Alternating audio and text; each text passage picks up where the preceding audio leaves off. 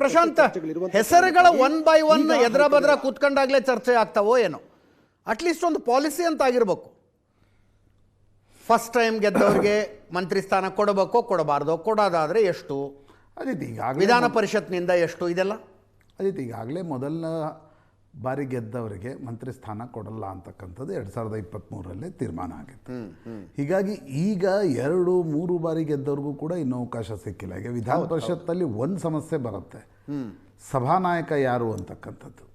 ಈಗ ಡಾಕ್ಟರ್ ಯತೀಂದ್ರ ಅವರೇ ಸಭಾನಾಯಕರಾಗಬೇಕು. ಯಾಕಂದರೆ ಕಳೆದ ಬಾರಿ ಸಭಾನಾಯಕ ಅನ್ನುವ ಕಾರಣಕ್ಕೋಸ್ಕರ ಬೋಸರಾಜು ಅವರನ್ನು ಮಂತ್ರಿ ಮಾಡಲಾಗಿತ್ತು. ಎಸ್, ಈಗ ಸ್ಪೀಕರ್ ಯಾರಾಗ್ತಾರೆ, ವಿಧಾನ ಪರಿಷತ್ತಿನ ಸಭಾಪತಿಯಾಗಿ ಯಾರು ಬರ್ತಾರೆ, ಯಾಕಂದರೆ ಹೊರಟ್ಟಿ ಅವ್ರ ಜೊತೆ ಸ್ವತಃ ಮುಖ್ಯಮಂತ್ರಿಗಳೇ ಮಾತಾಡಿದ್ದಾರೆ ಅಂತಕ್ಕಂಥ ಮಾಹಿತಿಗಳಿದ್ದಾವೆ. ಎಸ್, ಹೀಗಾಗಿ ಯಾರು ಸಭಾನಾಯಕರಾಗಬೇಕು, ಸಭಾಪತಿ ಆಗಬೇಕು, ಅಲ್ಲಿ ವಿಧಾನಸಭೆ ಅಧ್ಯಕ್ಷರಾಗಬೇಕು, ಜೊತೆಗೆ ಮಂತ್ರಿಗಳಲ್ಲಿ ಎಷ್ಟು ಹೊಸಬರು.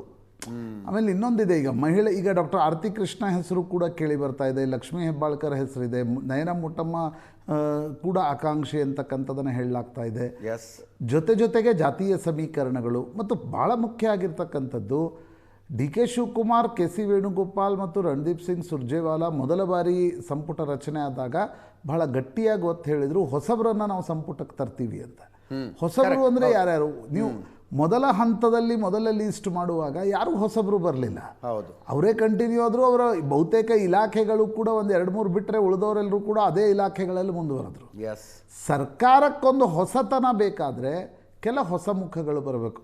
ಆ ಹೊಸ ಮುಖಗಳನ್ನು ಹೇಗೆ ತರ್ತಾರೆ, ಅಲ್ಲಿ ಸಿದ್ದರಾಮಯ್ಯ ಮತ್ತು ಡಿ ಕೆ ಶಿವಕುಮಾರ್ ಫ್ಯಾಕ್ಟರ್ಸ್ಗಳನ್ನು ಹೆಂಗೆ ಹೈಕಮಾಂಡ್ ಬ್ಯಾಲೆನ್ಸ್ ಮಾಡುತ್ತೆ, ಅಥವಾ ಹೈಕಮಾಂಡ್ ಕೆಲವು ಹೆಸರುಗಳನ್ನು ಪಿಕ್ ಮಾಡುತ್ತಾ. ಫಾರ್ ಎಕ್ಸಾಂಪಲ್, ಈಗ ಶ್ರೀನಿವಾಸ್ ಮಾನೆ ಹೆಸರಿದೆ, ಕೃಷ್ಣ ಬೈರೇಗೌಡರು ಆ ಹೆಸರಿಗೆ ಹೈಕಮಾಂಡ್ ಮುಂದೆ ಬಹಳಷ್ಟು ಬಾರಿ ಪ್ರಸ್ತಾವನೆಯನ್ನು ಇಟ್ಟಿದ್ದಾರೆ.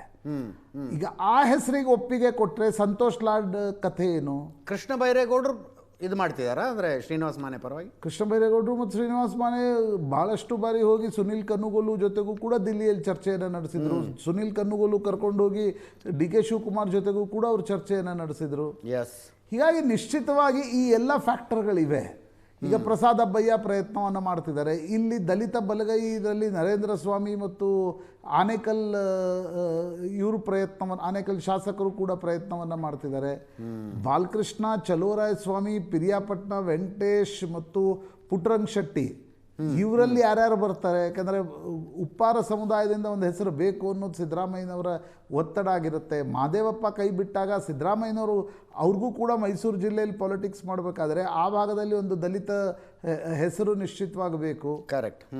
ಈಗ ಡಾಕ್ಟರ್ MC ಸುಧಾಕರ್ ಕಳೆದ ಬಾರಿ ಉನ್ನತ ಶಿಕ್ಷಣ ಸಚಿವರಾಗಿದ್ದರು, ತಕ್ಕ ಮಟ್ಟಿಗೆ ಒಳ್ಳೆ ಹೆಸರನ್ನು ಕೂಡ ಅವರು ಸಂಪಾದಿಸಿದರು. ಈಗ ಅವರನ್ನು ತೆಗೆದ್ರೆ ಆ ಜಾಗಕ್ಕೆ ಯಾರನ್ನು ತರಬೇಕು? KN ರಾಜಣ್ಣ ಇಲ್ಲ, ಸತೀಶ್ ಜಾರಕಿಹೊಳಿ ಅಲ್ಲಿದ್ದಾರೆ. ಈ ಭಾಗದಲ್ಲಿ ನಾಯಕ ಸಮುದಾಯಕ್ಕೆ ಯಾರಿಗೆ ಅವಕಾಶವನ್ನು ಕೊಡಬೇಕು? ಇವೆಲ್ಲ ಫ್ಯಾಕ್ಟರ್ಗಳು ನಿಶ್ಚಿತವಾಗಿ. ಈಗ ಶಾಮನೂರ್ ಮಲ್ಲಿಕಾರ್ಜುನ್ ಅವರ ಮುಂದಿನ ಭವಿಷ್ಯ ಏನು? ಈಗ ಅವರನ್ನು ಮಂತ್ರಿಮಂಡಲದಲ್ಲಿ ತೆಗೆದುಕೊಳ್ತಾರಾ? ಮುಖ್ಯಮಂತ್ರಿಗಳು ಬೆಳಗಾವಿಲಿದ್ದಾರೆ, ಬೆಳಗಾವಿನ ಹೆಂಗೆ ಬ್ಯಾಲೆನ್ಸ್ ಮಾಡ್ತಾರೆ ಅನ್ನೋದು ಕುತೂಹಲನೇ. ಅದೇ ನನಗನ್ಸುತ್ತೆ ಈ ರೀತಿ ಅವರು ಡಿ ಕೆ ಶಿವಕುಮಾರ್ ಏನು ಪ್ರಯತ್ನ ಮಾಡ್ತಿದ್ದಾರೆ ಅಂತ ನನಗನ್ಸಿದ್ದು ಅಂತಂದರೆ, ಬೇರೆ ಬೇರೆ ಜಿಲ್ಲೆಗಳಿಗೆ ಪ್ರವಾಸವನ್ನು ಮುಖ್ಯಮಂತ್ರಿಯಾಗಿ ಕೈಗೊಳ್ಳುವುದರ ಮೂಲಕ ಅಲ್ಲಿ ಪಾರ್ಟಿ ಮೇಲೆ, MLAಗಳಿಗೆ ಮತ್ತು ಮತದಾರರ ಮೇಲೆ ಒಂದು ಹಿಡಿತವನ್ನು ಯಾಕಂದರೆ ನೀವು ಮುಖ್ಯಮಂತ್ರಿಯಾಗಿ ಪ್ರವಾಸ ಮಾಡೋದು ಬೇರೆ, ಹಿಂದೆ ಮಂತ್ರಿಯಾಗಿ, ಉಪಮುಖ್ಯಮಂತ್ರಿಯಾಗಿ, KPCC ಅಧ್ಯಕ್ಷರಾಗಿ ಪ್ರವಾಸ ಮಾಡೋದು ಬೇರೆ. ಅವರಿಗೆ ಬಹಳ ಸ್ಪಷ್ಟ ಇದೆ ಅನಿಸುತ್ತೆ 2028ರ ಚುನಾವಣೆಯ ತಯಾರಿ. ಮತ್ತು ನನಗನ್ಸುತ್ತೆ ಅಜಿತ್, ಅವರು ಈಗ ಕೆಳಗಿನ ಹಂತಕ್ಕೆ ಹೋಗಿ ಗುಂಪುಗಾರಿಕೆಯನ್ನು ಮುಖ್ಯಮಂತ್ರಿ ಆದಮೇಲೆ ಮಾಡುವ ಪ್ರಯತ್ನವನ್ನು ಡಿ ಕೆ ಶಿವಕುಮಾರ್ ಮಾಡ್ತಿಲ್ಲ. ಹೌದು, ಎಲ್ಲರನ್ನು ಒಟ್ಟಿಗೆ ಕರ್ಕೊಂಡು ಹೋಗೋ ಪ್ರಯತ್ನ. ನಿಶ್ಚಿತವಾಗಿ ಮಂತ್ರಿಮಂಡಲ ರಚನೆ ಆಗುವಾಗ ಇವ್ರು ಬೇಕು, ಅವ್ರು ಬೇಕು, ಇವೆಲ್ಲ ಇರುತ್ತೆ. ಬಟ್ ಮುಖ್ಯಮಂತ್ರಿಗಳ ಗುಂಪಿದೆ, ಅವ್ರ ಡಿನ್ನರ್ ಪಾರ್ಟಿಯಲ್ಲಿ ಅವ್ರು ಪ್ರಯತ್ನ ಮಾಡ್ತಿರೋದು ಮುಖ್ಯಮಂತ್ರಿಯಾಗಿ ತನಗೊಂದು ಲೆಜಿಟಿಮಸಿ ಬರಬೇಕು, ಜೊತೆಗೆ ಪಾರ್ಟಿಯ ಮೇಲೆ ನನ್ನ ಹಿಡಿತ ಬರ್ಕರಾರಿರಬೇಕು. ಹರಿಪ್ರಸಾದ್ KPCC ಅಧ್ಯಕ್ಷರಾದರೂ ಕೂಡ 28ರ ಚುನಾವಣೆ ಪಾರ್ಟಿ ಮತ್ತು ಸರ್ಕಾರ ನನ್ನ ಕೈಯಲ್ಲಿರಬೇಕು ಅಂತಕ್ಕಂಥದ್ದು ಡಿ ಕೆ ಶಿವಕುಮಾರ್ ಮನಸ್ಸಿನಲ್ಲಿ ಸ್ಪಷ್ಟವಾಗಿದೆ. ಅದಕ್ಕೆ ಸಿದ್ದರಾಮಯ್ಯನವರು ಪ್ರಯತ್ನ ಮಾಡ್ತಿರೋದೇನು ಅಂದರೆ, PCC ಅಧ್ಯಕ್ಷರಿಗೆ ಮಂತ್ರಿ ಸ್ಥಾನ ಕೊಟ್ಟರೆ ಒಂದಿಷ್ಟು ರಿಸೋರ್ಸ್ ಮೊಬಿಲೈಸೇಷನ್ ಶಕ್ತಿ ಬರುತ್ತೆ. ಆಗ ನೀವು ಡಿ ಕೆ ಶಿವಕುಮಾರ್ ಮೇಲೆ ನಿರ್ಭರತೆ PCCಗೆ ಇರಬೇಕಾದಂಥ ಅವಶ್ಯಕತೆ ಇಲ್ಲ. ಆ ಮಾತನ್ನು ಹೇಳ್ತಾ ಅವ್ರು ಹರಿಪ್ರಸಾದ್ ಹೆಸರನ್ನ ಮಂತ್ರಿ ಸ್ಥಾನಕ್ಕೆ ಮುಂದೆ ತರ್ತಿದ್ದಾರೆ ಅಂತ ಅನ್ಸುತ್ತೆ. Yes. But D K Shivakumar ಓಡಾಡ್ತಿರುವ ರೀತಿ ಗಮನಿಸಿದ್ರೆ ಅಜಿತ್, ಅವರು ಜಿಲ್ಲೆ ಪ್ರವಾಸವನ್ನ ಮಾಡ್ತಾ ಪಾರ್ಟಿ ಮತ್ತು ಜನರ ಮೇಲೆ ಒಂದು ಪ್ರಭಾವವನ್ನು ಬೀರ್ತಕ್ಕಂಥ, ತನ್ನ ಸ್ಥಾನವನ್ನು ಲೆಜಿಟಿಮೈಸ್ ಮಾಡ್ಕೊಳ್ತಕ್ಕಂಥ ಪ್ರಯತ್ನವನ್ನು ಮಾಡ್ತಿದ್ದಾರೆ ಅಂತ ಅನ್ಸುತ್ತೆ.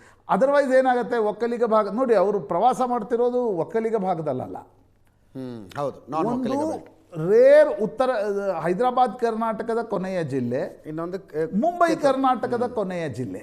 ಎಸ್.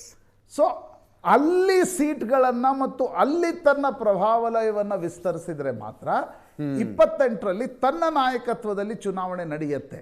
ಅದರ ಭಾಗವಾಗಿ ಈ ಎಲ್ಲ ಪ್ರವಾಸವನ್ನು ನೋಡ್ಬೋದೇ ಹೊರತು ಅಲ್ಲೋಗಿ ಶಾಸಕರನ್ನು ಅವ್ರಿಗೆ ಈಗ ಯಾಕೆ ಶಾಸಕರನ್ನು ಹಿಡಿದಿಟ್ಕೊಳ್ಳೋ ಅವಶ್ಯಕತೆ? ಶಾಸಕರಿಗೆ ಮುಖ್ಯಮಂತ್ರಿ ಬೇಕೀಗ.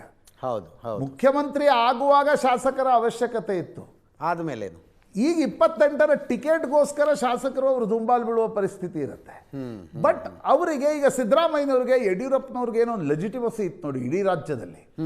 ಆ ಲೆಜಿಟಿಮಸಿ ಇನ್ನೂ ಡಿ ಕೆ ಶಿವಕುಮಾರ್ಗೆ ಬಂದಿಲ್ಲ, ಅದನ್ನು ಗಳಿಸ್ಕೊಳ್ಳೋ ಪ್ರಯತ್ನ. ಬೆಂಗಳೂರು ಒಕ್ಕಲಿಗರ ಭಾಗದಲ್ಲಿರ್ಬೋದು, ಬೇರೆ ಭಾಗದಲ್ಲಿ ಅವ್ರಿಗೆ ಆ ಲೆಜಿಟಿಮಸಿ ಬೇಕು.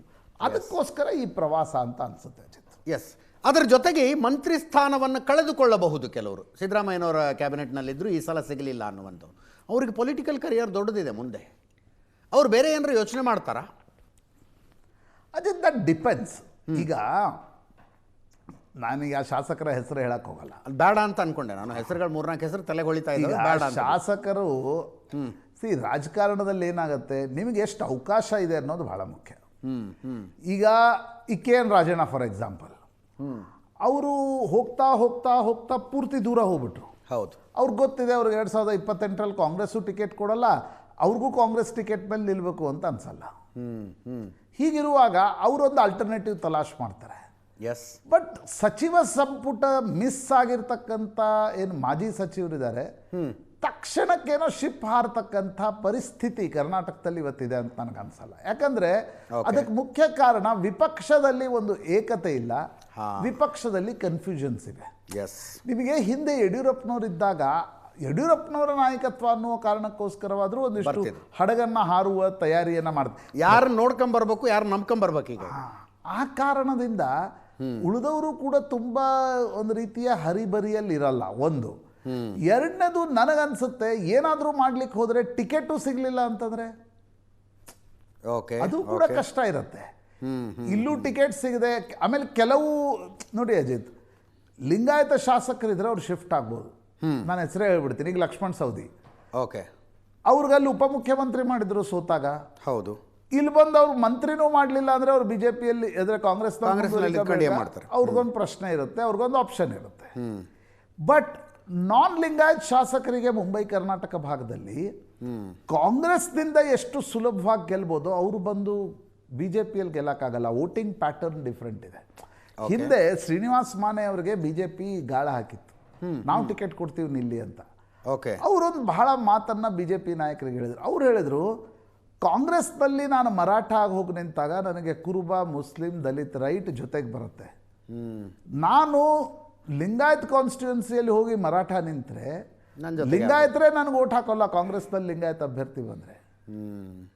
ಆ ಕಾರಣದಿಂದ ಶಿಪ್ಪನ್ನು ಜಿಗಿಯೋದು ಕೂಡ ಅಷ್ಟು ಸುಲಭ ಇಲ್ಲ.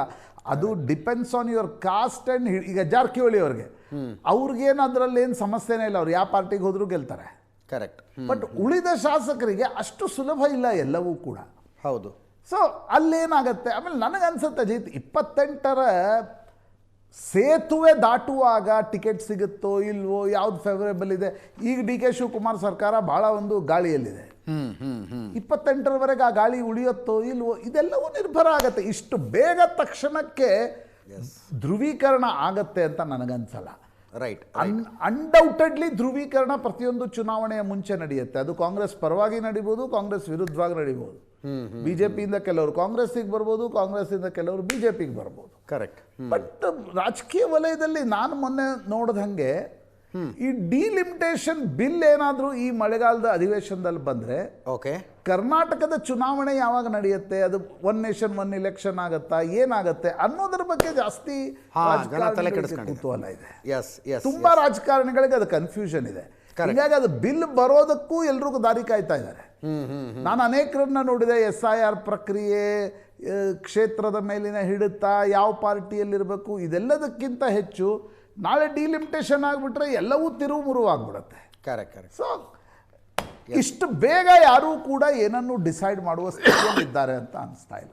ಎಸ್, ಇನ್ನು ರ್ಯಾಡಿಸನ್ ಹೋಟೆಲ್ನಲ್ಲಿ DK ಸುರೇಶ್ ಅವ್ರ ಡಿನ್ನರ್ ಪಾರ್ಟಿಗೆ ತುಂಬ ಮಹತ್ವ ಕೊಡಬೇಕಾಗಿಲ್ವಾ? ಅದೇ ನೋಡಿ, ಅಧಿಕಾರ ಸಿಗುವ ಮುನ್ನದ ಡಿನ್ನರ್ ಪಾರ್ಟಿಗೂ ಅಧಿಕಾರ ಸಿಕ್ಕ ನಂತರದ ಡಿನ್ನರ್ ಪಾರ್ಟಿಗೂ ಅಲ್ಲ, ಅಂದರೆ ಅವರಲ್ಲಿ ಮಿನಿಸ್ಟರ್ ಆಗಬೇಕು ಅನ್ನೋರು ತುಂಬ ಜನ ಇದ್ದಾರೆ ರೀ. ನಿಮ್ಗೆ ಕೊಡ್ತೀವಿ, ಕೊಡಲ್ಲ, ನೀವೇನೋ ಸ್ವಲ್ಪ ಸಮಾಧಾನ ಮಾಡ್ಕೊಳ್ಳಿ ಅಂಥದ್ದೇನೋ ಅದು ಹೇಳಕ್ಕೆ ದಿನವೂ ಕೂಡ ಬರ್ತಾರೆ. ಆಮೇಲೆ ನನಗೆ ಅನ್ಸುತ್ತೆ DK ಸುರೇಶ್ ಪರ್ಸ್ನಲಿ ಅಣ್ಣ ಮುಖ್ಯಮಂತ್ರಿ ಆದ ನಂತರ ಒಂದು ಡಿನ್ನರ್ ಪಾರ್ಟಿಯನ್ನು ಥ್ರೋ ಮಾಡಿದ್ದಾರೆ. Okay okay okay. ಅದನ್ನು ಅಂದರೆ ಆ ಡಿನ್ನರ್ ಪಾರ್ಟಿಯಲ್ಲಿ ಎಲ್ಲವೂ ಡಿಸೈಡ್ ಆಗಿಬಿಡುತ್ತೆ, ಯಾರನ್ನೋ ರಮಿಸ್ಬಿಡ್ತಾರೆ, ಯಾರನ್ನೋ ಪ್ಯಾಸಿಫೈ ಮಾಡ್ತಾರೆ. ಆ ಇದಕ್ಕೆ DK ಸುರೇಶ್ ಇವತ್ತು ಕೈ ಹಾಕ್ತಾರೆ ಅಂತ ಅನ್ಸಲ್ಲ. ಫೇರ್. ಅವ್ರದ್ದು ಒಂದು ದೊಡ್ಡ ಕನಸಿತ್ತು, ಅಣ್ಣನನ್ನು ಮುಖ್ಯಮಂತ್ರಿ ಮಾಡಬೇಕು ಅಂತ. ಹೌದು. ಅದು ಈಡೇರಿದ ನಂತರದ ಇದು ಡಿನ್ನರ್ ಪಾರ್ಟಿ ಅನ್ನೋದು ನನಗಿರ್ತಕ್ಕಂಥ ಮಾಹಿತಿ. ಓಕೆ.